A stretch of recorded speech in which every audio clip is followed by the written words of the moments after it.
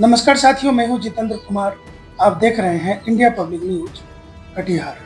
आज हम मौजूद हैं भमरेली गांव में और इस गांव में एक सशक्त महिला है। इनसे आज हम बात करेंगे और परिचित होंगे, समाज की तमाम गतिविधियों को जानेंगे, समाज के व्यक्ति का जनजीवन कैसा है। वर्तमान सरकार तो कर रही है कि विकास की इतनी बड़ी हमने लकीर खींच दी है, इससे आगे जो कोई दूसरा व्यक्ति इनसे आगे कर ही नहीं सकता है। तो सबसे पहले हम दर्शकों आपको हम परिचय करवाते हैं। सबसे पहले दर्शक को अपना परिचय दे दीजिए। मेरा नाम कंचन देवी है, डंडखोरा प्रखंड की महिला अध्यक्ष। पहला सवाल है कि आप जनस्वराज पार्टी से जुड़ गई हैं। जी, क्या देखा आपने? मैंने देखा सही जनस्वराज पार्टी सही लोग, सही सोच, सामूहिक प्रयास है। इसमें जो 5 मुद्दे जो रखे हैं तो इनका हमको बहुत अच्छा लगा। ये 5 मुद्दा, जी, ये पांचों मुद्दा आपको अच्छा लगा? जी, ये पांचों मुद्दा में सबसे महत्वपूर्ण मुद्दा आपको क्या अच्छा लगा? सबसे महत्वपूर्ण मुद्दा ये अच्छा लगा जो कि इसमें जो युवाओं के लिए है, जो बच्चे जो बाहर जाते हैं रोजगार के लिए, सबसे बड़ी अच्छी बात और सबसे अच्छी चीज यही लगा हमको, ताकि बच्चे सब रोजगार के 10-15 हजार की रोजी रोजगार के लिए बाहर न जा सके।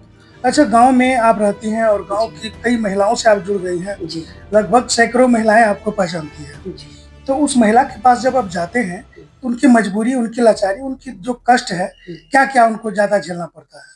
सबसे अधिक तो झेलना पड़ता है सर कि जो दीदी सब जितना भी महिलाएं हैं, आर्थिक स्थिति तो सबका सभी का गंभीर है। सबका गंभीर है। जितना मजदूरी करने वाली दीदी सब है। क्योंकि एक एक दीदी से हम वाकिफ है, जो कि जीविका में भी दीदी जुड़ चुकी है। 2014 से हम जुड़े हुए हैं। अच्छा, उस टाइम से हम जीविका तो एक बहुत बड़ा, मुख्यमंत्री जी का जो है कि एक बहुत बड़ी सेना है जिसमें महिला जो है जुड़ती हैं और तमाम समस्या को एक दूसरे को मदद भी करती है। अगर किसी महिला के साथ किसी तरह का दिक्कत भी हुआ तो सब महिला मिलकर मुकाबला करती है। तो सरकार की द्वारा जो जीविका जो बना है, ये तो एक अच्छा कदम है सरकार बिहार के लिए। अच्छा कदम था। पहले जिसको जानकारी नहीं था तो सब दीदी लोग समझ रही थी कि अच्छा था, लेकिन अब धीरे जो दीदी सब जागरूक होते जा रही है, तब तो दीदी सबको समझ में आ रहा है कि किस तरह से एक तरह से जीविका में जो कर्जदार बनाया जा रहा है दीदी सब। अरे बाप रे, कर्जदार बनाया जा रहा है, फंसाया जा रहा है। हाँ, जबकि इतना दिन तो दीदी मजदूरी करके अपना खाती थी, बच्चे सबको ही पालती थी, तो इतना दिन तो कर नहीं लेती थी। जिस दिन से जीविका में जुड़ी है तो बैंक का ऊपर प्रेशर हो गया, बैंक का कर्जदार हो गई है दीदी। बैंक का अधिकांश महिला बैंक का कर्जदार हो गई है। तो एक तरह से क्या किया जीविका में कर्जदार बना दिया दीदी। महिलाओं को आत्मनिर्भर होने की बात थी। गवर्नमेंट ने कहा था कि इस तरह से महिलाओं रोजगार करेंगी, उनको जो भी पैसे दिए जाएंगे वो सक्षम होंगी, लेकिन यहाँ उल्टा हो गया। कोई सक्षम ने उल्टे दीदी को कर्जदार बना गया, अपने पैसा बचत करवाना। अच्छा, कितना लाभ हो जाता है महिलाओं को?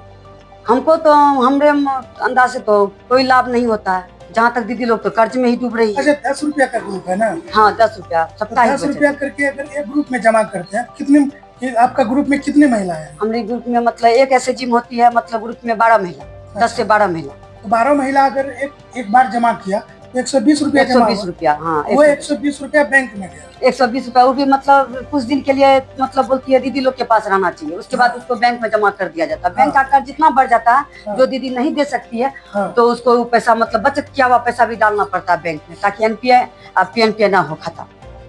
तो दीदी कहाँ से आर्थिक स्थिति एक नया टेंशन हो गया। गवर्नमेंट चाहती तो महिलाओं को अपने तरफ से सहयोग कर सकती है। 40,000 50,000 आप जो कि अपना आधार कार्ड लाइए, पैन कार्ड लाइए, जो भी लाना है कागजात लाइए, आपको 50,000 रुपया निःशुल्क आपको लोन दे दिया गया है ना, जैसे कि केसीसी किसान को मिल जाता है। उस तरह का नहीं है, महिलाओं से उल्टे लिया जाता है, और लेने के बाद जो उस पर बैंक का प्रेशर भी हो जाता है। प्रेशर होता है। अगर नहीं देने के बाद, एक तो उसमें बोला गया था 1 रुपया ब्याज पे, तो दीदी लोग को 1 रुपया को बदला के 12.5 रुपया % करके उन लोग को देना पड़ रहा ब्याज बैंक को। जैसे मंथली किया गया, जो दीदी अगर नहीं दे सके अगला में, डायरेक्ट बैंक का प्रेशर होता है, जो इतना आपका ब्याज बन गया, दुगुना चक्रवर्ती ब्याज जोड़ के दिया जाता है। इसमें चक्रवर्ती ब्याज कर दिया है।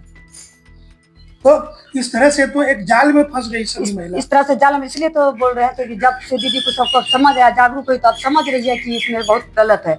उसके बाद तो ये लोग को अच्छा लगा जनस्वराज पार्टी का जो प्रशांत किशोर जी जो 5 मुद्दे लेके आए थे उसमें दीदी सबको भी अच्छा 5 लगा। मुद्दा इसका है, युवाओं का पलायन पहला है, दूसरा बुजुर्गों को सम्मान मिलेगा, जिसमें कि उनकी जो पेंशन है 400 से वो 2000 बढ़ा दी जाएगी, 400 से और 2000 उसके बाद महिलाओं को ऋण जो दिया जाएगा वो सस्ता कर दिया सस्ता जाएगा। इसका मतलब क्या होगा? जैसे महिलाओं को जो मतलब सस्ता ऋण दिया जाएगा तो सरकारी गारंटी महिला व्यवसाय अपना रोजगार करने के लिए, ताकि हाँ। दीदी तो अपना बैंक का मतलब जो है कर्जदार तो नहीं बनेगी, उसको 4% सालाना पे, तो ये बहुत अच्छा लगा। ये सब सारा दीदी सबको समझाते तो बहुत अच्छा लगा। जनस्वराज पार्टी का तो सब मतलब मैंने साल में अगर 1 लाख रुपया उठाते हैं तो साल में आपको 4000 रुपया जो है ब्याज लगेगा सालाना, जो कि दीदी सबके लिए कोई बड़ी बात नहीं है। वो मजदूरी करके भी अपना पेट काट करके भी ये इंटरेस्ट भर सकती है। लेकिन ये जो जीविका के माध्यम से हो रहा है इसमें परेशानी हो रही है। हाँ, इसमें बहुत परेशानी हो रही है। अच्छा, बच्चों के लिए विश्व स्तरीय शिक्षा की बात कर रहे हैं तो जनस्वराज वाले कि विश्व स्तरीय जो मतलब आप ये समझ लीजिए कि विदेश जाना नहीं पड़ेगा बच्चों को, तो ये कैसा कदम है? मतलब ये कदम जैसे हम लोग कभी बच्चे को पढ़ाते हैं या ग्रामीण जो भी अपने बच्चों को पढ़ाते हैं लिखाते हैं तो उनको एक अच्छा खासा खर्चा लग जाता है बच्चों को पढ़ाने के। अगर अपने ही क्षेत्र में विश्व स्तरीय पढ़ाई होने लगे तो बच्चे बाहर नहीं जाएंगे। नहीं, बच्चे बाहर नहीं जाएंगे, और बच्चे मतलब कभी महसूस भी नहीं होगा। तो जिसके पास मान के चलिए जिसका रोजगार अच्छा है तो वो कभी सोचेगा भी कि मेरा बच्चा मतलब कि बाहर जाए। अगर अपना बिहार में अगर सब चीज सक्षम हो जाए इस तरह से, बच्चा क्यों बाहर जाएगा? गरीब से गरीब बच्चा पढ़ेगा प्राइवेट स्कूल में। अच्छा, आप जिस परिवार से हैं उस परिवार में छोटी मोटी खेती भी हो जाती है तो सरकार कहती है कि आपको फसल में भी जो है मैंने सहयोग करेगी खेती पत्ती करने में। ये जनस्वराज का वादा है। ये वो तो अच्छा मतलब जो अपना खेती अपना करे तो नकदी मतलब फसल नकदी मतलब जितना मजदूरी पैसा क्या कहता है खाद उद जितना भी है तो ये मतलब उसमें किसानों की खेती के लिए बेहतर मतलब कमाई हो सकता है। अच्छा, जिस तरह से बात आपने की है कि इस बार जो है जब विधानसभा चुनाव होगी इसमें तो मुख्यमंत्री की भी पार्टी चुनाव लड़ेगी, जो वर्तमान सरकार है जी, जो कि अभी केंद्र सरकार से उनका जो है कि डबल इंजन की सरकार कही जाती है जी। और इनके अलावे राजद भी चुनाव लड़ेगी। हो सकता है कांग्रेस के साथ आए या अपने सिंगल आए जी। इनके अलावे और भी पार्टी है, एक नई पार्टी जनस्वराज बन गई जी। तो जनस्वराज का सभी वादे आपको ठीक लग रहा है? सभी वादे ठीक है। जनस्वराज का मतलब जो सही वादे जो 5 चीज बोले तो उनमें तो जरूर करेंगे, लेकिन इस बार एक बार मौका इनको भी मिलना चाहिए प्रशांत किशोर। अच्छा, प्रशांत किशोर की बात जब चली है तो प्रशांत किशोर को आप कभी उनका भाषण सुने? जी। कहाँ में सुने? पहले सबसे पहला भाषण तो इनको तो प्रशांत किशोर जी को तो हम 2014 से ही मतलब 17 में ही उनका भाषण सुने थे। अच्छा, पहले जिस टाइम ये मतलब जो मुख्यमंत्री जी का मतलब ये थे मुख्यमंत्री जी के साथ नीतीश कुमार कर रहे थे, उस टाइम में इनको हम मतलब इनसे बात उसी समय से प्रशांत किशोर को आप जान रहे हैं? जी। प्रशांत किशोर एक चुनावी रणनीतिकार है जी। अगर कोई चुनाव लड़ता है तो इनसे जाके मिलते हैं और कहते हैं कि हमको चुनाव लड़ना है, हमारे किस तरह से हम जनता के बीच जाएं, उनसे हम क्या वायदे करें, उनकी समस्या को कैसे समझे। तो एक तरह का डॉक्टर कहा जाए राजनीति तो जिनको इनको जो है कि सारा सिस्टम पता है तो वो अब खुद अपना पार्टी बना और आप लोग उनको सहयोग करेंगे? जी, पूरा सहयोग जितना तक जहाँ तक होगा पूरा मिलजुल के सहयोग करेंगे। तो मुख्यमंत्री जी नीतीश कुमार जी जो है उनका फिर क्या होगा?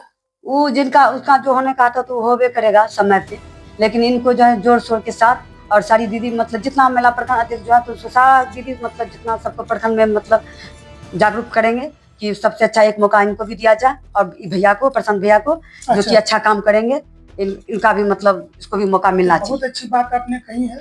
और एक बात और सवाल आ रहा है, बीते दिनों जो है आतंकवादी हमला हुआ जी पहलगांव में जो है कि एक तरह का जो है पत्नी के सामने पति को मार दिया गया और ये बात तेजी से चारों तरफ फैल गई और प्रधानमंत्री ने कारगर कदम उठाया, आतंक को जो है हमला करके जो है पाकिस्तान को सबक सिखाया। तो इस पर आपका क्या विचार? इस पे मतलब विचार जब भी मतलब जब जितना बड़ा मतलब दुश्मन सब सोचता है कि मतलब इस पे हमला करे नुका के या पीछे से पीठ पीछे करना, सबकी बात जब जब लोग सोचा तब तो ये लोग का हार ही हुआ है। अब उस बार तो अपना हिंदुस्तान का ही जीत हुआ है। तो जितना भी पहलगांव वाला मतलब हुआ तो अपना लोग के लिए तो एक गर्व की बात है। बिहार में चुनाव है, प्रधानमंत्री जी आके प्रचार कर रहे हैं, प्रचार करना और कह रहे हैं कि हमारी पार्टी जो है कि बिहार को सब दिन देख रेख कर रही है, नीतीश कुमार जी का सहयोग मिल रहा है। करने में और बोलने में बहुत अंतर होता है। जिनको जो बोलने अच्छा, का प्रधानमंत्री जी भी जीविका का बारे में चर्चा किए थे। प्रधानमंत्री जी, आपने इस बात की जानकारी है? इस चीज का हमको उन्होंने जीविका के बारे में कहा था कि जीविका दीदी बहुत अच्छी है, काफी मेहनत कर रही है, तारीफ किए थे जीविका दीदी का। उनको उस टाइम लगा अच्छा, तो उसका तारीफ कर रहे थे, लेकिन अच्छा लग रहा कहाँ रहा। जहाँ तक बिहार में मतलब जो अच्छा, सपोर्ट उनका किए, तारीफ से आप लोग कितना खुश हैं प्रधानमंत्री जी? हमको उतना, खास करके हम मतलब महिला में हम लोग खुश नहीं है तारीफ से। तारीफ से पेट नहीं भरता। नहीं, हम लोग खुश नहीं। तारीफ से अच्छा कि मतलब उचित पे मतलब निगरानी किया जाए ना, जैसे सालाना 4% का जो ब्याज है, ये ठीक ठाक। हाँ, ये ठीक ठाक है। ये तो दीदी सबको मतलब क्या क्या मतलब क्या बोलता, जितना मान के चलिए, वो जो मुंह से जितना मतलब बड़ाई करता है, तो बड़ाई में थोड़ा चलता है, काम किया जाता है ना, काम होना चाहिए। और इस बार इनका भी काम देख रहे हैं प्रशांत भैया का, तो चलिए जोर शोर के साथ इनका अच्छा, सहयोग जब करना आप है। बोलते हैं प्रशांत भैया तो सुनने में बड़ा अच्छा लगता तो भैया ही ना, सबका भैया, तो भैया के इस बार खड़ा करना है ना इस बार। है। तो